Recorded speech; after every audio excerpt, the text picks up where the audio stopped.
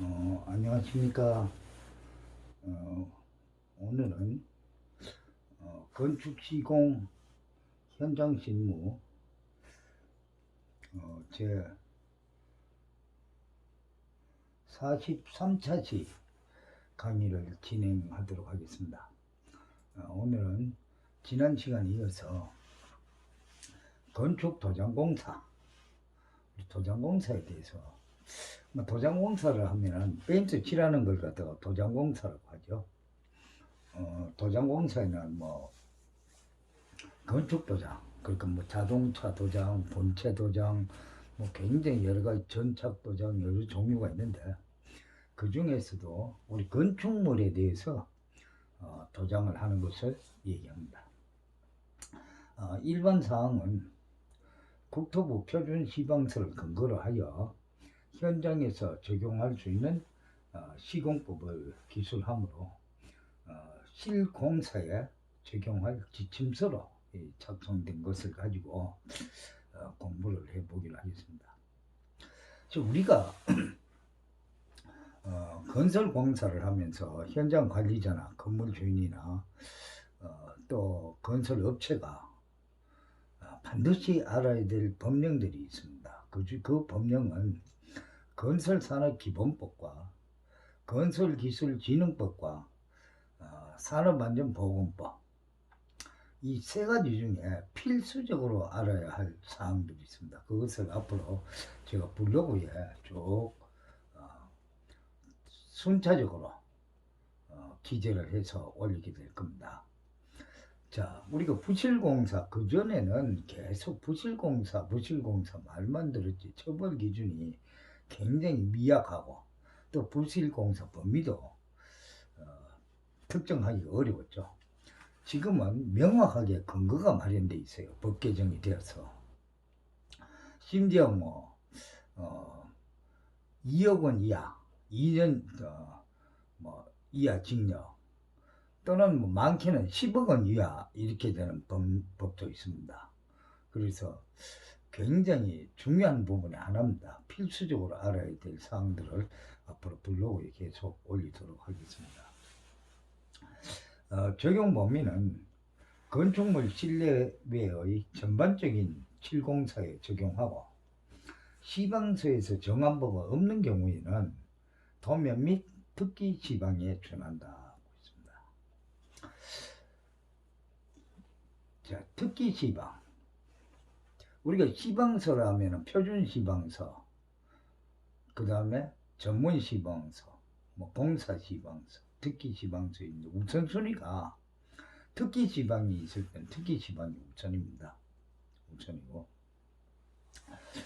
그 다음에 표준 시방서는 전 우리 국내에 공통적으로 적용할 수 있도록 작성된 게 표준 시방서고, 그 표준 시방서 범위를 벗어날 경우는 부실시공입니다.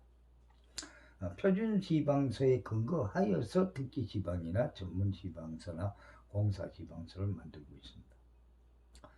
자, 관련 사항은 다른 공정의 진척 사항과 대조, 검사 후 착수 시기를 검토한다. 그 다음에 착수 시기, 7은 마무리 공사죠. 7공사와 다른 공사를 병행해서 작업할 수는 없어요. 7공사는 맨 끝에 해야 되죠. 먼지가 날려서 도장 표면에 앉아서 오염이 된다거나 이렇게 되면 큰 문제가 생깁니다. 마무리 면이 깨끗하지 못하고 제대로 그 칠의 그 목적이 달성하기가 어려워지죠. 그래서 항상 맨 마지막인데 그 착수 시기를 검토해서 하는 거고, 7공사는 최종 공정이므로 타공사와 공사 지연으로 공기가 촉박한 경우가 많죠. 공사 기간 중에 다른 공사를 쭉 해오다 보면 전체 공사 기간은 이미 딱 정해져 있고, 다른 공사가 늦어갖고 늦게 이렇게 되면 7은 공사 기간이 굉장히 촉박한 시간이 걸릴 수도 있어요. 세밀한 공정 계획을 세워 바탕의 건조 기간을 단축하는 일이 없도록 해야 된다. 실제로 습기가 있거나 이런 부분에 미장 공사를 해놓고 덜 건조가 되었는데 칠을 하게 되면 방락 현상이 일어나죠. 칠 뒷면에서 미장이 건조되면서 나오는 수분에 의해서 질이 떨어져 나옵니다. 그 다음에 도료의 검사. 도료는 전부 계속 휴기품이하고 밀봉한 채 반입하여 감독원의 승인을 득한 후 시행하도록 한다. 항상 우리가 어떤 공사를 하든지 감독원이 있으면 감독원, 또 건물주가 있으면 건물 주인한테 승인을 받고 시작하는 겁니다. 보통 작업자들은 그냥 대충 자기 감으로 여기는 이게 맞다 하고 무조건 하는데 그거는 안 되는 겁니다. 재시공할 수도 있고 건물주가 요구사항이 미치지 못할 경우는 재시공을 하거나 감독원의 요구사항에 미치지 않을 경우 재시공 가능합니다. 반입된 물품의 색상, 고유 지정 표시, 견본품에 제시된 내용과 일치하도록 확인해야 합니다. 또 통이 많이 찌그러지거나 녹슨 것은 반입하지 않는다. 이건 오래돼서 화학적 반응으로 인해서 칠이 변질됐을 수가 있죠. 그 다음에 수성 페인트 배합 확인을 확인해야 된다. 수성 페인트를 하면 우리가 무조건 물을 타서 쓴다고 생각하는데 그런 게 아닙니다. 원래 페인트가 나온 그대로 사용하는데 물은 놀라칠이나 붓칠이 제대로 안 되고 조금 경화가 가속돼 있을 경우에 붓칠이나 놀라칠 할 수 있을 정도로만 타는 거지 무조건 물을 많이 타는 건 아니다. 물을 많이 타게 되면 나중에 수성 페인트 색깔이 변하게 됩니다. 통의 뚜껑의 납품회사 검사자 봉인을 항상 확인해야 되고 시험 생략 시 칠을 현장에서 장기간 사용할 때는 시험을 하고 칠도 해야 되는데 KS 표시 허가 사본을 갖다 청구합니다. 또 견본품 및 카탈로그를 제출해서 공사에 사용되는 주요 부분의 칠, 뿜칠 등은 사전에 색상, 광택, 조직 등에 관한 견본품 사이즈 300에 300 정도 합판을 재단을 해서 거기다 칠을 갖다가 현장 공사에 사용할 색상이라든가 이런 것들을 칠을 해서 이 견본품을 제출하거나 카탈로그를 제출해서 설계자에게 제출하여 승인을 득한 후 실시한다. 설계자 또는 감리자 아니면은 발주자. 그 다음에 도료의 보관. 도료는 페인트 창고는 현장에서 화기를 사용하는 장소에 인접하지 않도록 배치하고 그 다음에 분말 소화기 배치 및 화기 언금 표시를 반드시 해야 된다. 찔은 수성을 제외한 나머지 모든 도료는 인화물질이죠. 그리고 위험물입니다. 그 다음에 사용하는 도료는 필히 밀봉하여 새거나 엎질리지 않게 하고 사용 후 흘린 도료는 깨끗이 닦아내서 오염된 부분이 없어야 되겠죠. 또 가연성이 있는 도료의 내화 구조로 된 창고에 보관하고 또 배합 장소 및 작업장은 잘 정리하여 두고 대패밥, 종이 조각 등이 날아다니지 않게 한다. 이런 것들이 날아다니면 어떤 화재의 원인이 될 수도 있고 또 칠에 들어가면 칠이 오염될 수도 있고 여러 가지 문제가 생기죠. 그 다음에 페인트 창고는 항상 독립된 창고로서 주위 공작물에서 1.5m 이상 떨어져 있게 한다. 다른 공작물하고 떨어져 있기 때문에 이 폭발을 할 수도 있고 이런 부분이 있기 때문에 유증기가 발생해서 폭발할 수도 있습니다. 불연제를 하고 페인트 창고의 그 재료는 불여 타지 않는 재료를 하고 천장을 설치하면 안 됩니다. 천장이 혹시 각재라든가 이런 거 갖고 천장을 내놓으면 불을 날 수가 있죠. 도료의 용기 및 바닥에는 침투성이 없는 것을 깔고 물 습기라든가 이런 게 올라오지 못하게 하고 그 다음에 가연성 칠을 취급할 때는 외부에 출입문을 두어 화기 언금의 표시를 하고 그 부분에 화기 시공을 언금하며 칠이 묻은 헝겊 등은 산화열의 축적으로 자연 발화될 우려가 있으므로 안전한 장소에 그 폐품은 속히 현장 밖으로 처분합니다. 도료는 위험물입니다. 재료 보관하는 곳의 내부는 일광이 직사하지 않게 하고 환기가 잘 되고 먼지도 나지 않게 한다. 그 다음에 도료의 보관은 실온 4도씨에서 34도씨 이내에서 보관합니다.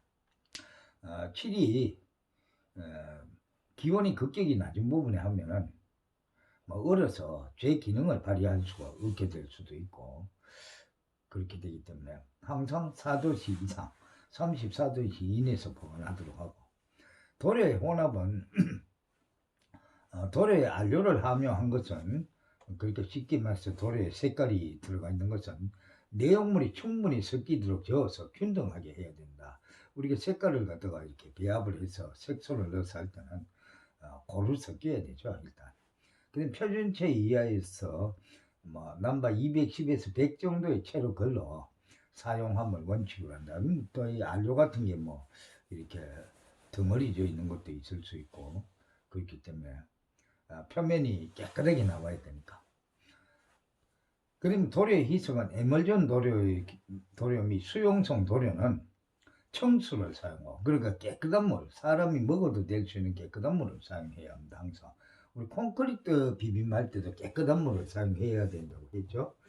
그 다음에 기타 도료는 그 도료에 적합한 희석액을 사용하며 원칙적으로 도료와 동일 제조 공장품을 사용한다. 자, 우리가 신나 뭐 희석액이면 주로 신나죠. 그 일반 유성 페인트에서는 그 같은 제품, 같은 회사 제품, 이 회사마다 화학 성분이 다를 수가 있습니다. 쉽게 말해서 우레탄 방수 도료를 갖다가 옥상에 산화 페인트를 칠을 하다가 칠이 부족해서 배경 페인트를 사서 칠을 하면 그 연결 부분은 평생마다 안 붙습니다. 직접 현장에서 제가 경험했던 겁니다. 왜? 제조 회사마다 화학 성분이 다르기 때문에 그렇습니다. 자, 또 도료의 희석률 정도에 대하여는 도장법, 기온, 바탕재의 종류에 따라 다르므로 제조 공장의 지시나 사용 설명서 등에 의해서 실시하지 않으면 안 된다고 했는데 될 수 있으면 희석의 그 신나 같은 경우는 붙이는 노라칠을 할 수 있을 정도만 하는 거지 무조건 많이 타는 건 아닙니다. 그 다음에 도료의 사용 가능 시간. 칠할 때 혼합하여 사용하는 이액형 이상의 도료. 이액형이라면 주로 주제와 경화제가 두 개를 혼합해서 사용한 두 가지 종류 혼합해서 사용하는 걸 이액형이라고 합니다. 이액형 이상 도료에서는 혼합비 및 혼합 후에 사용 가능 시간이 지난 것은 사용하지 않는다. 근데 지나고 나면 굳어서 사용할 수가 없어요. 경화제가 들어가지 않는 도료는 밀봉을 해두면 굳질 않는데 경화제가 들어가는 도료는 밀봉을 해놔도 굳어서 사용할 수가 없습니다. 그 다음에 환기 및 기상 조건. 자, 다음과 같은 사항에서는 감독원의 협의 승인할 때까지 칠을 해서는 안 된다. 칠하는 장소의 기온이 5도씨 이하거나 35도씨 이상일 때는 작업을 하면 안 됩니다. 우리가 간혹 가다가 동절기에도 막 외벽에 칠을 하는데 이거는 잘못된 겁니다. 부착력이 떨어져서 나중에 박락 현상이 생깁니다. 또 35도씨 이상 될 때는 유성 같은 경우는 유증기가 많이 발생하기 때문에 자연 발화해서 폭발할 수 있습니다. 작업 중에. 그래서 이런 부분. 그 다음에 강설 강우량이 1mm 이상이거나 강풍, 지나친 통풍, 칠할 장소의 더러움 등으로 인하여 물방울, 들뜨기, 흙, 먼지 등이 칠막에 부착되기 쉬울 때는 작업을 하면 안 됩니다. 강설 강우량이 1mm 이상 되면 물방울에 의해서 칠 부분이 뜰속으로 있고 기포가 생길 수가 있죠. 그 다음에 상대 습도가 85% 이상일 때는 작업을 하지 않습니다. 우리가 비가 오려고 이렇게 구름이 많이 끼고 습도가 굉장히 높을 때는 85% 넘을 때도 있죠. 이런 날은 작업을 하지 않는다는 거죠. 그 다음에 주위의 다른 작업으로 인하여 칠 작업에 지장이 있거나 또는 칠막이 손상될 우려가 있을 때는 작업을 하면 안 됩니다. 먼지가 앉을 우려가 있다던가 이런 경우는 작업을 하면 안 됩니다. 그 다음에 칠의 종류별 그 시공법을 잠깐 알아보고 넘어가는데 오늘은 수성 페인트 도장 순서를 좀 알아보겠습니다. 수성 페인트는 주로 어떤 데 하느냐면요. 시멘트 벽면에 할 때 수성 페인트라면 도장마다 우리 도료를 칠하는 장소, 바닥면이 어떤 데 사용한다는 게 있습니다. 시멘트 바닥면 하면 거의 다 수성 페인트 도장이다. 몰탈 부분에 먼저 퍼티 작업을 해서 면을 평말하게 합니다. 평말하게 해놓고 이 퍼티 작업이 굳고 나면 면 고르기 사포질로 해서 면을 갖다가 연마 작업을 합니다. 그 다음에 다시 2차 퍼티 작업을 합니다. 뭐 1차 퍼티 작업만 하고 할 수도 있습니다. 그러나 면을 아주 평말하게 곱게 하려면 2차 퍼티 작업을 하고 2차 면 고르기 연마 작업을 또 합니다. 하고 그 다음에 수성 프라이머 바인더 칠을 합니다. 프라이머라는 거는 뭐 앞으로 도료마다 다 프라이머가 나오는데 그 종류별 페인트에 따라서 프라이머 종류도 다르죠. 거기에 맞는 걸 사용해야 되는데 어떤 회사 제품은 바인더라고 나오고 어떤 회사 제품 수성 프라이머라고 나옵니다. 같은 재질입니다. 그래서 이 프라이머라고 하는 거는 피도물하고 도료하고 접착을 시키는 접착제 역할을 합니다. 그래서 수성 프라이머 칠을 옛날에는 뭐 시멘트 벽에 칠한다고 뭐 페인트로 무조건 갖다 칠을 했는데 프라이머 칠을 안 하고 지금은 대규모 그 아파트 현장에서도 외벽에 칠할 때 보면은 1차적으로 바인더 칠을 다 하고 마르고 난 다음에 페인트 칠을 합니다. 옛날에 그냥 뭐그 무대방으로 바인더 칠을 빼먹고 했던 거는 전부 몇 년 안 가서 다 이 딱지처럼 일어나죠. 그 다음에 수성 페인트는 1차 칠 작업을 합니다. 1차 칠 작업을 하고 나면은 얼룩이 약간 집니다. 왜 그러냐? 페인트 아무리 고르게 칠해놔도 마르고 나면 얼룩이 져요. 2차 칠을 하고 나면 이제 얼룩이 없어지는데, 그래서 1차 칠을 했는데 사람들이 외벽에 뭐 밧줄을 타고 이렇게 달비기라고 하죠. 달비기 밧줄을 타고 작업을 하다 보면은 똑같은 색깔이니까 페인트가 칠했는데 노란 칠이 갔는 자리인지 안 갔는 자리인지 구분을 못하기 때문에 1차 칠한 거하고 2차 칠하는 거를 칠의 색깔을 약간 다르게 합니다. 그래야 구분이 갈 수 있도록. 또 우리가 그 광구공사 같은 데는 1차 칠한 건지 2차 칠한 건지 사진이 구분 안 돼요. 그래서 색깔을 다르게 해서 칠을 합니다. 그 다음에 세 번째가 이제 정벌칠을 다시 합니다. 정벌칠을 하고 나면 깨끗해지죠. 자, 수성 프라이머나 바인더 한 마리 갖고 20리터짜리 갖고 약 30평방미터 정도 칠할 수 있습니다. 20리터짜리 한 마리 갖고. 그 다음에 수성 페인트는 2회 도장을 기준으로 한 마리 20리터 갖고 약 90평방미터를 칠할 수 있다고 봅니다. 두 번 칠하는 걸로 기준을 했을 때.